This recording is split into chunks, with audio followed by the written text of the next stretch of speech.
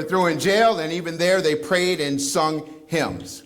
And the power of God shook the jail, freeing them. But they were actually there on an assignment. We're going to read about that. 16, verse 25. At midnight, Paul and Silas were praying and singing hymns to God, and the prisoners were listening to them. Suddenly, there was a great earthquake, so that the foundations of the prison were shaken. And immediately, all the doors were opened, and everyone's chains were loosed.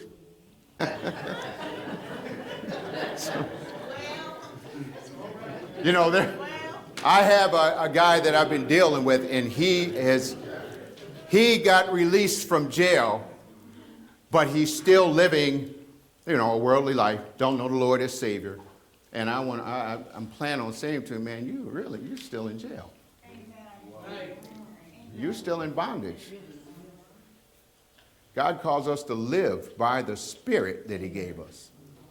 And if you don't have the Spirit, any of your friends, any of your family, any of your coworkers, anybody that you know, your neighbors, if they don't have the Spirit of God, they're in bondage. Without the Spirit, all we can do is sin.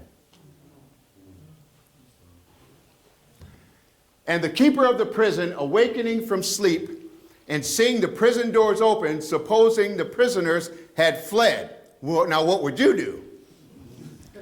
Doors open, chains fall off? Supposing the prisoners had fled. He drew his sword and was about to kill himself because they were under his charge. And if they escaped, penalty for that was he had to die. So he's just going to kill himself. But Paul called and said with a loud voice, "Do yourself no harm, for we are all here." Then he called for a light, the jailer did, and he ran in and he fell down trembling before Paul and Silas.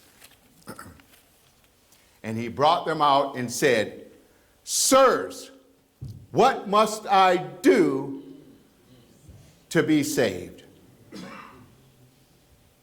In essence, they're in jail, and the jail shook, and the doors opened, and the chains fell off.